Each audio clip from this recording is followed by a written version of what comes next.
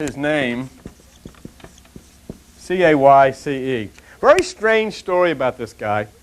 He was a Bible teacher in a fundamentalist church. Every Sunday morning he came with his Bible and conducted Sunday school. Sunday school teacher. Every Sunday morning Edgar was down to the little village church and taught Sunday school from a fundamental perspective. He was a Bible teacher. And something strange happened to him. In the midst of his teaching the Bible, what you're supposed to have happen according to religion, and does not happen to too many people, happened to Edgar. He was touched by the Spirit. The Holy Spirit consumed him. He received all kinds of gifts, prophetic gifts, healing gifts, and all of these things. And as soon as he did, he became an outcast to the church. He became an enemy to the church. Get him out of here. The guy's a nut. He's a cult. He's a witch and all of these things. And they drummed the guy out. So what it means, if you want to go to church and you want to score with Christian churches, just sit there and shut up and pretend that you're in heaven and everything will be fine. Don't really get involved in the real stuff because they'll throw you out. And that's exactly what they did. Another thing about Casey that set him aside from the current evangelist, which didn't rub them too well, he didn't take any money for all of his things that he did.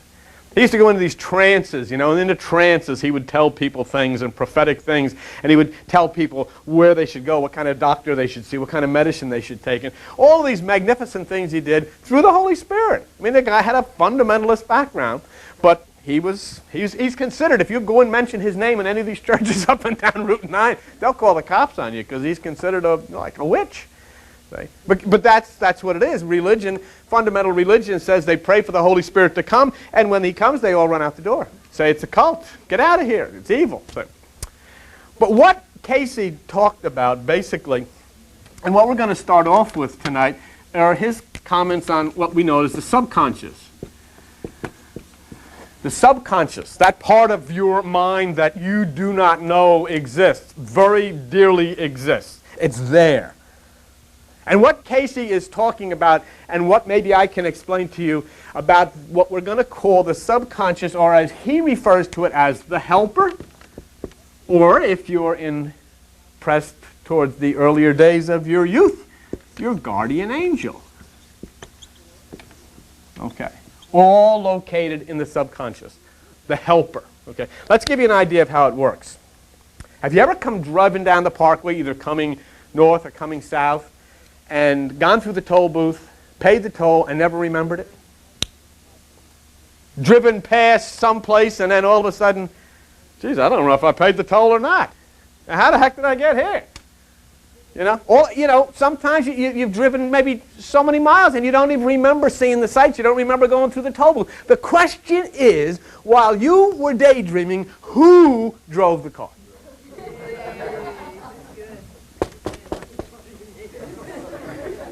And you know that it's true because every one of you have had that experience in one way or another. Who put the toll when you don't remember putting the toll in the machine? Who put the toll? Who drove the car? You say. Did you ever get a hunch? Feeling that something is going to happen? Where did that come from? Who gave you the hunch? What's a hunch? Look at the word hunch. It's a miserable word. I got a hunch. Take something, liver oil or something, get rid of that hunch. Where'd the hunch come from? What? The helper. The guardian angel, that living thing that is alive and active in your consciousness. That's who drove the car when you went to bye-bye. Can you imagine? And this happens to me a lot. Driving a car 65 miles an hour and you go away. Going right through a toll booth, not even knowing that you did it. You stopped the car, you paid the toll, you went on down 10 miles down the road, and you don't even remember going through the toll. 65 miles, 70 miles an hour, you're driving this car, and you're gone. That happens to me lots of times when I'm sitting here or if I'm talking to you. But for driving a car? If you ever want the proof of the existence of a divine presence, there it is. You're driving and you've gone away. You've left the car, and yet there it goes. Stops, pays the toll, and everything. Okay. See, you've been taught basically, and as we've all been taught, that this subconscious is a deep, dark place, and you better stay away from it Because if you get in there, you know, you're going to open your mind to devils and demons. That's what religious people tell you, because they frighten you with that kind of stuff. Most people that you get in churches will not dare meditate. And the reason they won't dare meditate is because they've been taught that if they do, they'll open their minds to demons. Imagine demons inside of this head. In your head, there's demons and devils. Jesus Christ didn't agree with that. He said the kingdom of God is within you. Right. And that's very, very important to know. Remember the old radio show? I don't know if, now this might date you, and some of you look a little younger. Some of you will remember this. Who knows what evil lurks within the hearts of men? The shadow knows. Remember that? Jeez. So I wouldn't dare, I wouldn't dare get involved in anything. So who then, once you are assured that inside of you lurks demons and devils and you can activate them, you have to stay away. What are you afraid of? You're not afraid of demons. You're not afraid of devils. You're afraid of yourself. You have been taught by religion to fear yourself. The Bible teaches, love your neighbor as you love yourself. But we haven't been taught to love ourselves. We've been taught to fear ourselves. So what do? We fear our neighbor as we fear ourselves.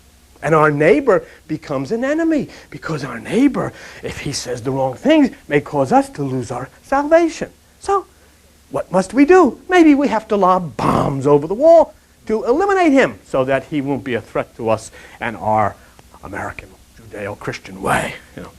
The kingdom of God is within you. So Jesus Christ comes along in Matthew 5:14, and he says, you are the light of the world. You. Now, did he know something we don't? Edgar Casey said, yes, he did. It is the promised land that you can enter. Let me show you where it is. The whole Bible is consumed. Let me draw a picture of you. Little bad lump there, but it's all right. That's you. Okay? Here's your 10% or the left side. Now, don't tell me the guy's looking this way, so it's his right side, and you're looking at... let's say this is the left side. Okay. This is the left. This is Egypt. This is the 10% that you use. This is where we live. This is the garbage dump of the world, where we live. Okay? Over here is the promised land. That's why it says in 1 Kings 6:8, when they built the temple, they put the door to the holy place on the right side. Jesus says, cast your net to the right side and you shall find. Why?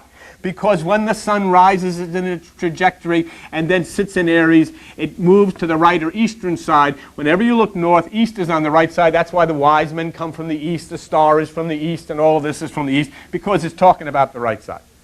All right? This here is the place where religion says you don't want to go. You want to stay here in the cesspool with them and have all the cesspool pumpers pump all the you-know-what around your head. That's what you do. You've lived your whole life right here in the septic tank. And then, like Buddha says, when you start meditating, things can get pretty lousy. Not because they're any worse, but because you've finally woken up and you don't like the smell. You realize, I'm living in a cesspool. For the first time in your life, you realize this is not where I should be living, and so you start casting your energy to the right side. That's the promised land. But you know what it says in the Bible? It says in the Bible a story about those who brought an evil report about the promised land. Do you know that? They do it today, don't you? You tell them you're coming down to this church to meditate, what are they going to tell you? They're going to give you an evil report of what could happen to you if you come down here and go into there, because there's demons in there and there's monsters in there, and you better not do that or you're going to lose your life and lose your sanity and all of these stuff. There's a book in the Bible called the Book of Numbers. And as the children of Israel were moving towards the promised land, they sent spies ahead to case the land. See? Let's take a look at it. Page 129 in the New Testament of the Bible, and the book of Numbers, Numbers chapter 13. Now, I want you to, if you would, give me the benefit of the doubt here and look at this as an approach to consciousness, not as an approach to a patch of land, because that's what it's really talking about. You're looking symbolically. I want you to see something. Look at the book of Numbers. It's on page 129 in those little Bibles. Numbers chapter, well, it's on page 29. How's that? You're in the New Testament, and you're saying, no, it's not.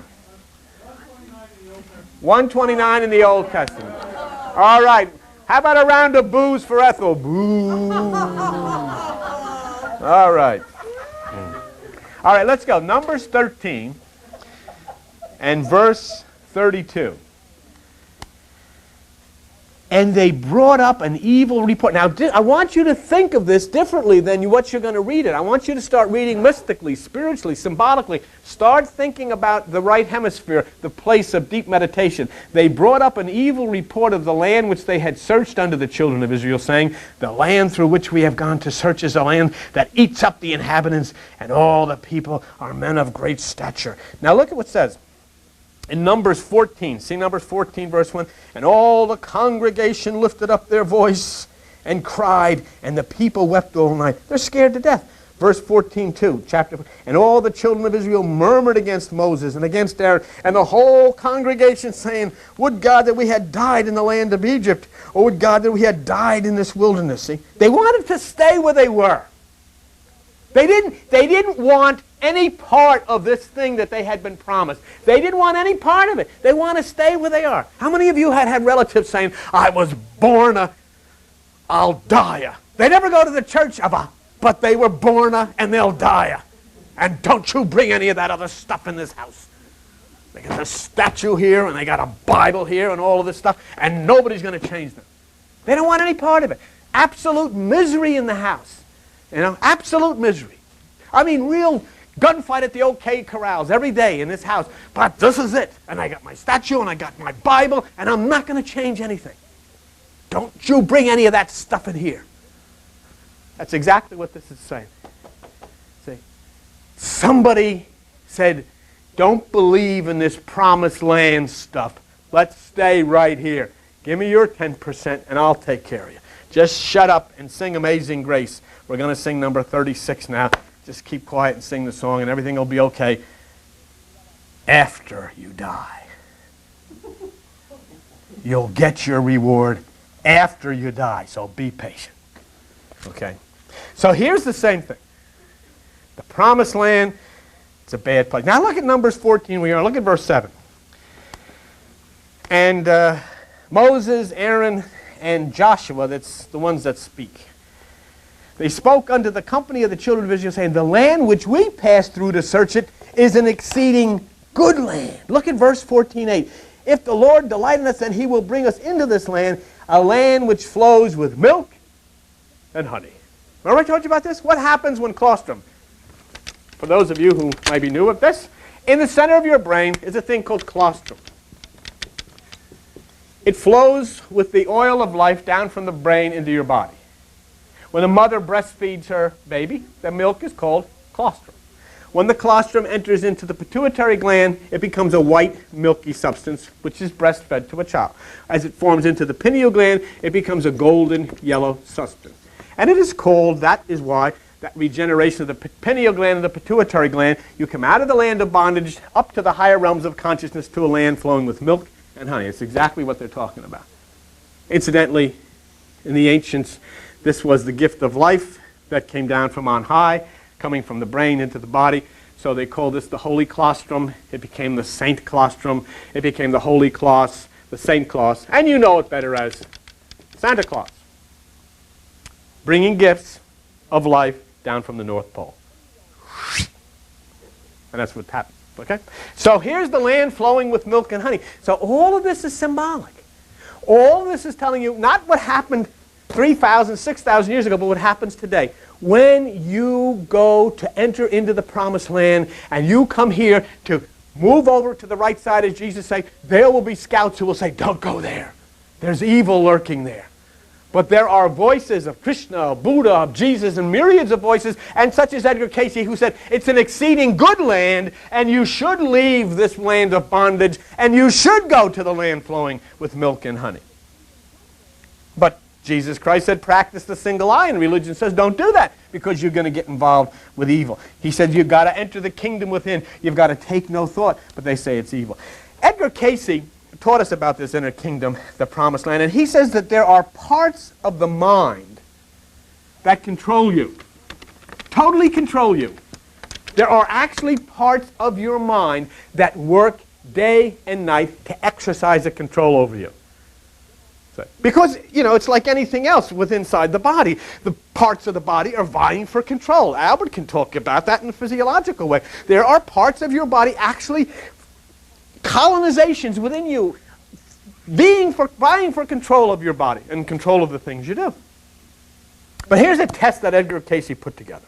So let's take the test. And those of you who are watching on television, take the test. I'll be the timekeeper because I have my Timex watch. Bought this thing 35 years ago, $20. Took a licking and keeps on ticking. Never stops. Perfect specimen. Okay, here's the test. Let's see if you are in control of your mind. And this is what Cayce would want you to do. Here's the way you find out. Pick a single word or a picture. Which one do you want to pick? Anything you want. That's up to you. Pick a single word or a picture, close your eyes, and say that word over and over. And hold that picture or that word, mental picture, let's say for 30 seconds. 30 seconds really goes by very quick. And let's see if you're able to maintain that concentration on that thought or that picture without any interruptions. Okay, so here, let's close our eyes and let's pick something that you want a word, and just say it over and over again. And I'm going to turn around, so I'll just look over here toward the camera. We'll be looking at you. And I'm going to start. We're going to go in 3, 2, 1, bing. Go ahead.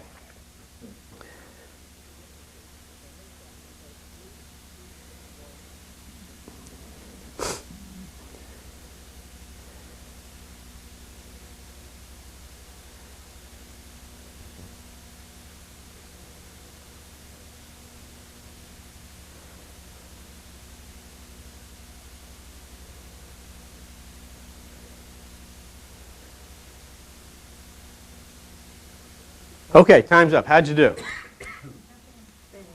Fair. Not bad. For the most part, you're probably going to find out, if you're telling a big truth, that you find your mind has a life of its own. And your mind will take over, and you really have very little control over it. Edgar Cayce had another thing I thought was pretty clever. He would say, this is what I want you to do. I want you to think one thing, whatever it is that you want to think in your mind, but one thing I don't want you to think of and I don't want you to see are white polar bears. As soon as you're going to close your eyes, all you're going to see all over the place is white polar bears.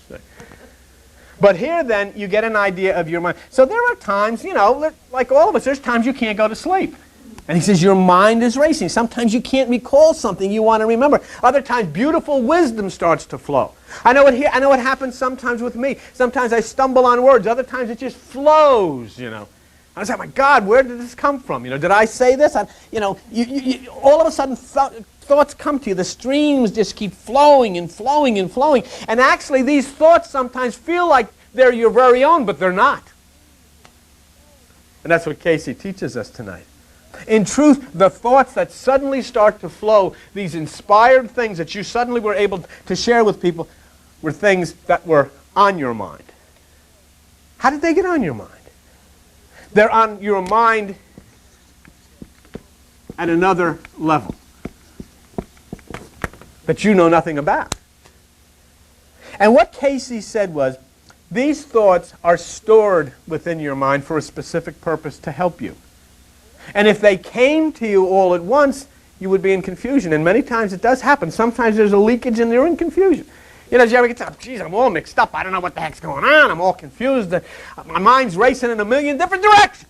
All of this stuff is coming out at you, and it shouldn't be coming out at you. In normal conditions, the helper is there to help. And the helper within, Cayce calls, and I like this word, the genie. The genie. Inside of you, the genie. preparing your thoughts, holding your thoughts, and when you confront a situation, your subconscious then will gradually and then immediately gather these thoughts and prepare them and have them ready for you. And then when you dip into that life stream, all of a sudden, bang, something comes. Something's there. So spiritually, if this guy is talking like this and saying, there is something within you right now, there is like a tape recorder inside of your brain taking all of this information, setting it up, positioning it, queuing it up for when you need the right thing to say. All of a sudden, and you have it happen all the time. Geez, I never knew. I was a nervous wreck. I didn't think I'd ever be able to get through this thing, but I just went ahead and I just went out and said it, and it came out great. All of a sudden, the right words came. Because it's like just when you're getting ready to say what you have to say, whoop, the genie turns on the tape recorder, boom, boom, boom, out it comes. That's true. How does the Bible put it? In John 14, on page 104 in the little Bibles here, John chapter 14 and verse 26.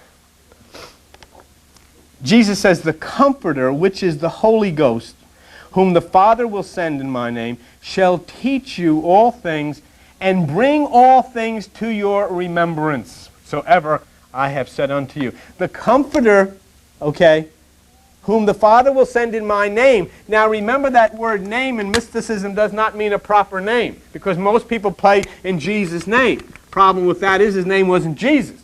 That may be the source of the problem. We're praying to the wrong guy. His name was Jehoshua.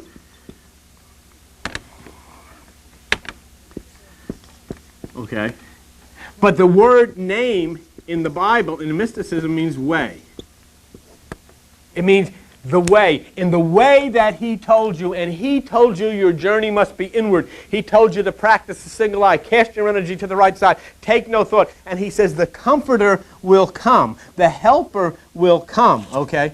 The Comforter, which is who the Father will send in my name, or in the way. If you practice the way that I told you, it will come. So how are you going to prove this? What can you ever prove? Somebody come up to me this morning and said, well, I'm not too sure about this. I said, I'm not too sure about it either. Because who can prove anything? How old are you? Who has ever proved one thing to you in a religious context? You can't. It's impossible. Where does proof have to come from? Within yourself. You have to know. It doesn't make any difference what I tell you. I could stand up here all night long and tell you lies. If you believe them, it's the truth. I could tell you the truth, and if you don't, it's a lie. It just doesn't make any difference. It has to come from within yourself. You have to be true to yourself. And once you overcome the desires to have and to do and to have things the way you want it, once you overcome that, then you're functioning in his way, and then things start to turn. Things start to work out. Things start to come right. So here Jesus says, he shall teach you all things. Here, let me show you something. Watch. You want to see? He'll teach you all things. Ready? I'll show you things that some of you know, but have been here before. Some of you don't know. Okay? In the Bible, the number of Adam is number 9. That's the numerical number of Adam in Sanskrit. Okay? What's it mean? It means the human mind. Okay? So who's the beast? 666. 189. The beast? Got a picture of him hanging over the sink in either the men's room or the ladies' room. You can go turn the light on and take a look. What says in the very next phrase? 144,000 are saved. 1 plus 4 plus 4, 9. That means the beast is the lower mind. Salvation is the higher mind. Jesus Christ says in John 21:6, cast your net to the right side and you'll find. John 21:11 says they caught 153 fish. The entire Bible is loaded from beginning to end with that number 9. Everything in construction in the Old Testament is in cubits. Why? Because it's 18 inches. Always multiplies out to 9. The ark is consciousness. Goliath is consciousness. Somebody said, yeah, but you screwed up that one, brother. You said Goliath, huh? Consciousness? 18 inches, so many cubits, and a span. Well, I thought, boy, this did blow this one, Joe. But I looked up the word span, 9 inches. And that's the way it is throughout the entire Bible, because the Bible's not talking about arks. It's not talking about Goliath giants. It's not talking about boats. It's not talking about beasts. It's talking about you and me and here. And that's what it's all about. Okay? That's what it's all about.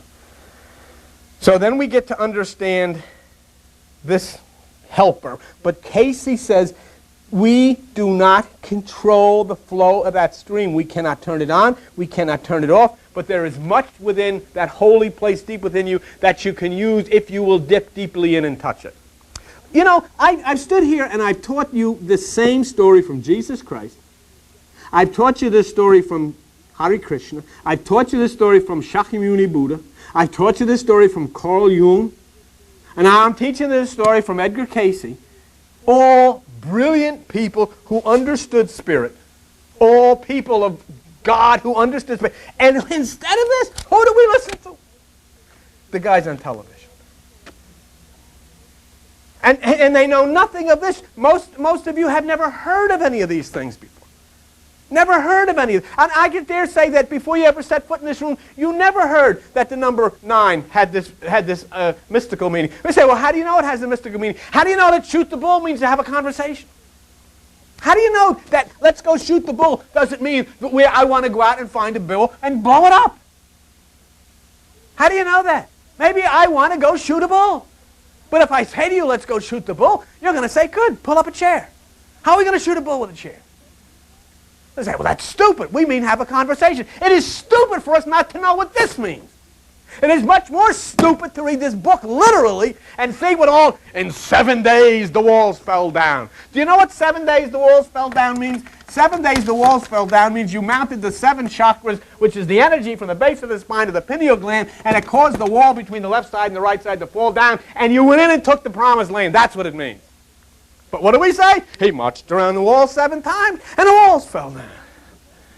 Do you know that there are people in churches now that get up in these churches and they march around the church? The only problem is the walls don't fall down. If it did, it would end all of that cockamamie stuff. I told Joan and Alvira once when we were into that stuff, Lorraine Porter bought a new car. We were going to bless it. You know what we did? We walked around the car 7 times. Al said he only went 6 because he was afraid it was going to fall down if he went around 7 times. Remember that? This is mysticism. This is code. This is a code book. You've heard of International Morse code. This is Celestial Morse code. There is only one group of people on the face of the earth that takes this stuff literally, and that's the ones that live in this country. Because they come out of the Dark Ages. And they read this stuff literally. A guy got on a boat, Joe, with 2 of every animal in the world. And the boat floated. And he was floating too, inside and out. That boat had to be. Look. What's it mean? You build the ark. When the storm comes, you enter the ark. This is the ark. You go into the ark. And as the storm is raging, it says they had one window they put in the ark. In here, up above in the ceiling. Why? So that you looked up and you didn't look down at your problems. You looked up. And what happened to the ark? The storm that tried to destroy you lifts you up higher and higher, puts you on the mountaintop, and you step out on it. It's psychology. Psychology. Remember, what did we say the other night? Did we say the other night? There was Adam, right? He was the first guy. Incidentally, I'm going to show you this so you don't get carried away with my story. Adam and atom are the same thing. I know. This comes as some type of heresy, but let it be. When God took a rib out of Adam, it means he took an electron out of an atom. How did he make all of this and you and me? He split the atom. That's all it means. That's exactly what it means. What's wrong with that? Is it wrong for things to make sense? Are you a cultist because that makes... Do you want to believe he ripped a rib out of this guy and made you, lady? You know, jeez. I'm the cult. I'm the cult. Because I said he didn't pull a rib out of this guy to make this fakakta lady he made out. Now, tell me this, would you? He's got Adam. Only one guy in the whole world walking around. Where's he going to go, to the store? Nothing. Then he made Eve. Now you got Adam and you got Eve, right? They had a little, and they had Cain and Abel. Now you got 4 people running around. Now this guy Cain figures, got to deal with this overpopulation stuff. He rubs out Abel. Put this finger up. He rubs out Abel. Okay? Now there's only Cain, there's only Abel, Adam, and Eve. Cain, Adam, and Eve. And Cain says, the heck with this, it's getting too hot in this town. He goes off and gets married. Go!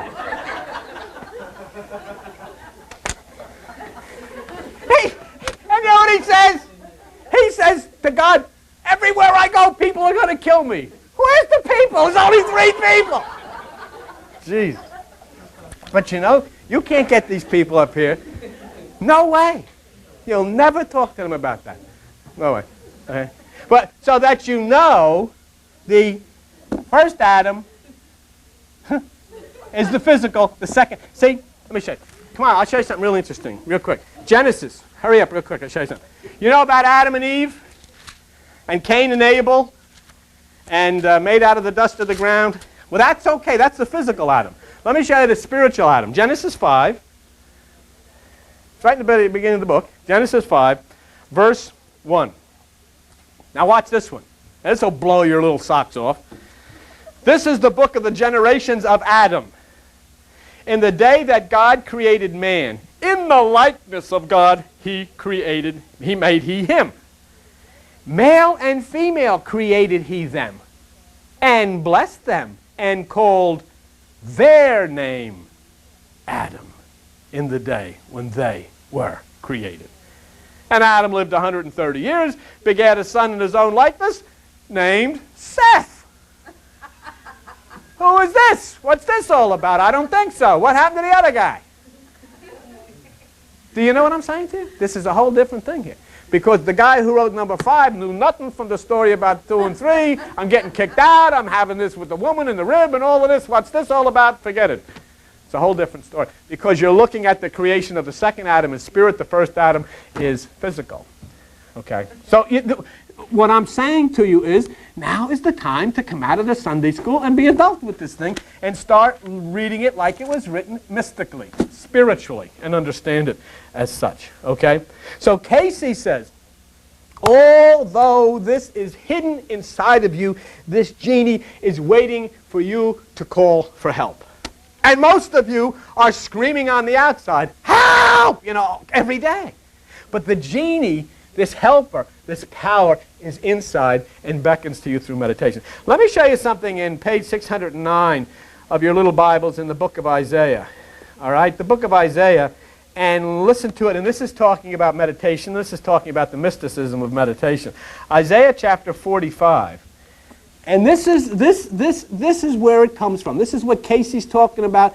This is what all the masters who taught Isaiah, page 609, Isaiah 45, verse 3. Look what it says. I will give you the treasures of darkness and the hidden riches of secret places, that you may know that I, the Lord, which call you by the name, the God of Israel. The hidden riches of secret places, the treasures of darkness. That's what he's talking about, the genie in the bottle. And Edgar Casey went on to explain the conscious mind as focused light. Now here's what he's saying, okay? I mean, you can't get into a guy like this in a half hour.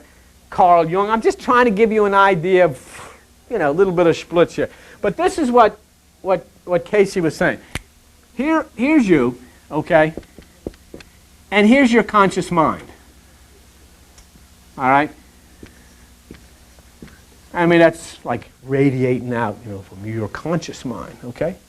Focus. It shines here on this one spot. You concentrate. So what are you concentrating on? So whatever you're concentrating on, that's your conscious mind. Right now I'm concentrating on you. Hopefully, for a few minutes you're concentrating on me. That's where you're conscious mind. But he's talking about, where's Genie? Where's the helper? The subconscious has a diffused awareness, and it flows in all directions. All directions. While you're looking at me, your subconscious is looking behind you and listening behind you. And your subconscious right now is hearing things that people might even be whispering about you and registering them in that little tape machine inside of your brain. Everything, nothing is being left out. It's picking up like a lighthouse. It's picking up everything. Behind you, to the left, to the right, all of the things. You don't even realize that you're picking them up. Stop. And it is. And it's picking them. And he said that nothing escapes the subconscious. Nothing. While you concentrate, you're looking at here, your subconscious is picking up over here, over there, over here, up there, all over the place. The slightest noise, what happens? You're very concentrated, right? You're concentrating, and slightest noise, boom. You might hear somebody drop a little thing, bang, instantly. You're alert, you're aware. And it's something that you've all experienced, because the genie pays more attention than you and I do. But did you ever have this happen to you? Somebody will suddenly ask you a question, and you're not really paying attention. Let's say the question is, what time did you go to work? And you didn't hear the question. And this is what your response will be. Huh? What time did I go to work? See? You didn't hear it, but he heard it. And before that person had the opportunity to repeat the question, the tape recorder played it back for you, and there you went. And you have that happen to you all the time. You really didn't hear what he said. Huh? What do you mean, what time did I go to work? The subconscious is actually repeating. The subconscious has stored it. Everything you have ever sensed in your entire existence as a human being is stored. Oh, say, how could that be? Come on. I mean, the magnificence of this beyond any computer that could ever be created. It's all stored in here. If you can see it in a piece of tin in a computer, can't you imagine what is in here? All stored, everything, from all of your existences. And that's why this karmic thing is such a problem, because so much of it, which is accumulated and is stored in the memory bank of this magnificent machine, is still there. And will still come back to you. So here, then, what has happened? In that particular instance, the genie, the helper, has come to your rescue. The Spirit has done its work. The event has been repeated over for you, Joe, even though you weren't paying any attention. It's been repeated for you, so you knew what to say. So that's what Jesus tried to tell us. Now, if that is such a magnificent thing in the center of, can you imagine if you start paying attention to it and start learning how to adapt yourself to it and start learning how to operate it instead of just letting it run by itself? You say, I got something special. That's why Jesus said, you're the light. The kingdom is in you. Everything is there. A magnificent thing beyond the belief of human beings, because they've been told to come to a church and make a religion out of it. It has nothing to do with religion. It has to do with your mind, the construction of the mind and how it operates. And that's why Jesus said, cast your net to the right side. When we continue with Edgar Casey next week, we're going to do work on his work on subliminal suggestion and subliminal stimulation and how it works in the human mind. He was a wonderful man, and he had so much to offer, but because of our religious traditions, we closed the lid on him, as we have closed the lid on so many who had life to give us. We just turned it away. But you see, that's the Christmas story. It's the same thing. We're too busy. We don't have room for this kind of stuff. And so it has to be born someplace else, and we miss it. But who sees it? Go back to the Christmas story. Who sees it? You know what shepherds guiding their sheep are? People who watch their thoughts. Sheep are spiritual thoughts. The shepherds are those who stay up at night and watch the sheep. Those who in meditation are watching their thoughts are the first ones to see the birth of the Christ within. Of the virgin consciousness he is born. And then when that happens, and when you have stimulated, and the shepherds who are watching the sheep, you who are watching your thoughts, see that birth out of virgin consciousness of that Christ, what's the next beautiful thing that happens? From the right side, from the east, comes wisdom. See? It's all acted out. It was just acted out for you. Unfortunately, we've made another fairy tale out of that. We've made a story out of it instead of making a psychological truth out of that too. That whole Christmas story is a psychological truth of the virgin consciousness which gives birth to the Christ. And there he lies in a manger between the horse and the goat, between Sagittarius and Capricorn. That's exactly when it happens. That's when the sun is born every year. Up there. The son is born between Sagittarius and Capricorn, between the horse and the goat in the stable. It's all written in the stars. And as it is outside, so it is in here. And it's all yours. Okay? Okay. Thank you very much.